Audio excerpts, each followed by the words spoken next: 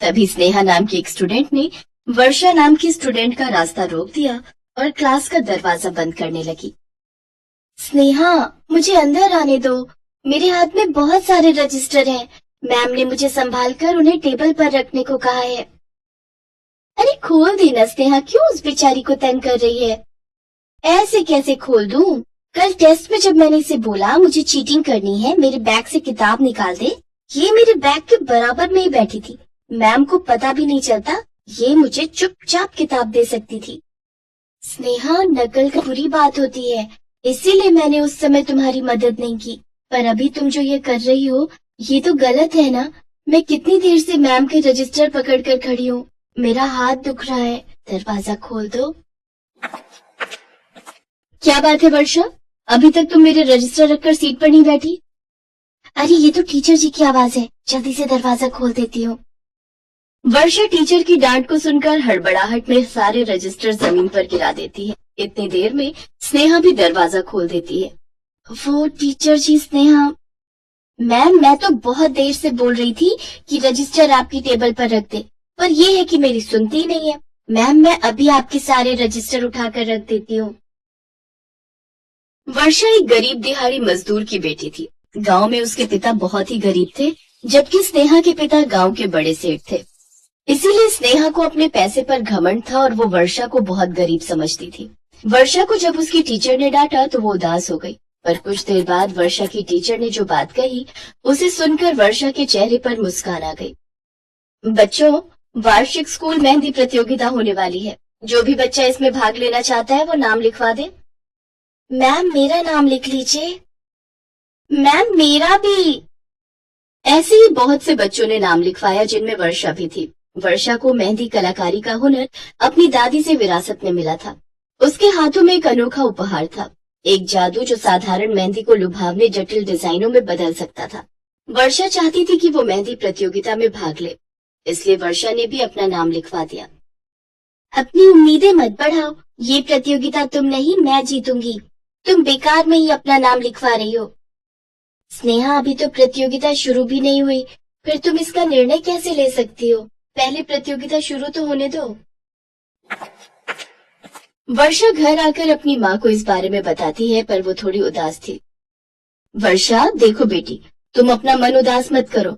जीतना या हारना उतना महत्वपूर्ण नहीं है जितना अपना सर्वश्रेष्ठ देना, समझी? तुम्हारे पास बहुत अच्छा है जो तुम्हारी दादी के सिखाए हुनर को पहचान देगा, और मैं जानती हूँ कि तुम अपना सर्वश्रेष्ठ इस प्रतियोगिता में दोगी और किसी की बातों को सुनकर अपना मन खराब नहीं करोगी। ठीक है माँ, अब मैं इस प्रतियोगिता में पूरे मन से भाग लूंगी। आखिरकार वो दिन आ ही गया। वर्षा भी सभी स्टूडेंट्स के साथ वार्षिक स्कूल मेहंदी प्रतियोगिता में भाग ले रही थी। ये उसके लिए सिर्फ एक प्रतियोगिता नहीं थी, ये चमकने का मौका था, खासकर अपनी प्रतिद्वंदी स्नेहा के खिलाफ, जो स्कूल की सबसे अमीर लड़की थी। प्रिय छात्रों, याद रखें, ये मेहंदी प्रतियोगिता जीतने या हारने के बारे में नहीं है, ये अपनी प्रतिभा दिखाने के बारे में है। मैं चाहती हूँ सभी बच्चे इस प्रतियोगिता में अपना सर्वश्रेष्ठ मेहंदी डिजाइन प्रस्तुत करें। प्रतियोगिता शुरू की जाए। जैसे ही प्रतियोगिता शुरू हुई, विद्यार्थियों ने मेहंदी लगाना शुरू कर दिया। उनके हाथ धीरे धीरे सुंदर पैटर्न से सजने लगे। सभी बच्चे अपने अपने पार्टनर स्टूडेंट को मेहंदी लगाने लगे, पर कोई भी स्टूडेंट वर्षा से मेहंदी नहीं लगवा रहा था। वर्षा एक बार फिर उदास हो गई। अरे देखो देखो, इस गरीब मजदूर को कोई पार्टनर ही नहीं मिल रहा। ये कैसा मजाक है स्नेहा? तुम अपने साथ की किसी स्टूडेंट का मजाक कैसे उड़ा सकती हो? मैंने पहले भी तुम्हें कई बार देखा है कि तुम वर्षा को बहुत तंग करती हो। अगर तुम अभी भी नहीं सुधरी तो मुझे प्रिंसिपल मैडम से इस बारे में बात करनी होगी। पूर्वी बेटा, इधर आओ, तुम वर्षा से मेहंदी लगवाओ बेटा। जी मैडम। मेहंदी प्रतियोगिता घंटों तक चलती रही। सब अपनी अपनी मेहंदी लगा चुके थे, पर अचानक स्नेहा रोने लगी। उसकी सहेली ने लगी लगाई मेहंदी को खराब कर दिया। असल में जैसे ही स्नेहा ने अपनी मेहंदी पूरी की, स्टूडेंट का हाथ एक मेज पर लगकर गलती से उसका डिजाइन बिखर गया। सब बच्चों की मेहंदी देखने के लिए स्टेज से उतर चुके थे। वो एक एक बच्चे के पास जाकर मेहंदी देख रहे थे। स्नेहा घबरा रही थी। सॉरी स्नेहा, पता नहीं मेरा हाथ कैसे हिल गया। अब तुम ये प्रतियोगिता नहीं जीत पाओगी। सभी जज और प्रिंसिपल मैम स्टेज से नीचे आ चुके हैं। अब मैं क्या करूं? स्नेहा रो मत, मैं यशिका की मेहंदी ठीक कर दूंगी। यशिका अपना हाथ लाओ। वर्षा तुम मेरी मदद क्यों कर रही हो? मैं तो हमेशा तुमसे लड़ती हूँ, तुमसे ईर्ष्या करती हूँ, फिर भी। माँ कहती है हमें सदैव मुश्किल में पड़े व्यक्ति की मदद करनी चाहिए। इसलिए मैं यशिका की मेहंदी ठीक कर रही हूँ ताकि तुम भी ये प्रतियोगिता जीत सको। वर्षा थोड़ी ही देर में यशिका की मेहंदी ठीक कर देती है। अब ये लग ही नहीं रहा था कि उसकी मेहंदी कहीं से भी बिखरी है। अब तक प्रिंसिपल मैम और सभी जज ये सब देख चुके थे। उस समय वे कुछ नहीं बोले। सबकी मेहंदी देखकर प्रिंसिपल मैम और जज स्टेज पर आकर बैठ जाते हैं। पर मनी मन सब यही सोच रहे थे कि वर्षा कितनी अच्छी बच्ची है जो उसने स्नेहा की मुसीबत में सहायता की।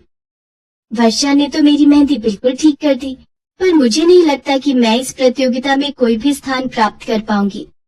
मेहंदी प्रतियोगिता की प्रथम विजेता है छठी कक्षा की वर्षा सिंह। पहला पुरस्कार वर्षा सिंह को जाता है और दूसरा पुरस्कार चेतना को जाता है। देखा यशिका, मैं नहीं कहती थी कि मुझे कोई पुरस्कार नहीं मिलेगा। तीसरा पुरस्कार, एक सेकेंड, मुझे लगता है एक नाम और है। बच्चों, यहाँ प्रथम पुरस्कार 2 निकले हैं, क्योंकि वर्षा सिंह के साथ साथ स्नेहा ठाकुर की लगाई हुई मेहंदी भी बहुत सुंदर है। एक बार जोरदार तालियों से मेहंदी प्रतियोगिता की प्रथम विजेताओं को सम्मानित किया जाए। और तीसरा पुरस्कार पूजा को दिया जाता है। वर्षा सिंह, स्नेहा ठाकुर, यशिका और चेतना, ये सभी बच्चे स्टेज पर आ जाए। स्नेहा ने जब सुना कि वो भी वर्षा के साथ प्रथम आई है तो उसकी खुशी का ठिकाना नहीं था। पूरा हॉल तालियों से भर गया। वर्षा ने ये साबित कर दिया कि दौलत और रुतबे का प्रतिभा से कोई लेना देना नहीं है। पुरस्कार मिलने के बाद स्नेहा ने वर्षा को गले से लगा लिया। वर्षा, तुम बहुत अच्छी हो और बहुत संस्कारी भी हो। आज तुमने स्नेहा की मदद की, उसे अपने साथ साथ प्रथम पुरस्कार का विजेता भी बनाया। ये बात हम भी जानते थे और स्कूल की प्रिंसिपल मैम और जज भी। स्नेहा सुंदर मेहंदी लगाती है, पर याशिका की बिगड़ी हुई मेहंदी के बाद शायद ही उसे कोई पुरस्कार मिल पाता। अगर वर्षा तुम मदद ना करती तो। ये बात अच्छे से स्नेहा भी जानती है, क्यों स्नेहा? मैम, मैं वादा करती हूँ, मैं अब कभी भी वर्षा से नफरत नहीं करूंगी। हम दोनों बहुत अच्छी सहेलियां बनकर रहेंगे। मुझे माफ कर दो वर्षा, मैंने तुम्हारे साथ हमेशा गलत व्यवहार किया। वर्षा और स्नेहा दोनों खुशी खुशी अपने घर पुरस्कार लेकर जाती हैं। उस दिन के बाद कभी भी स्नेहा ने वर्षा के साथ गलत व्यवहार नहीं किया। वो दोनों अब अच्छी दोस्त बन गई थी।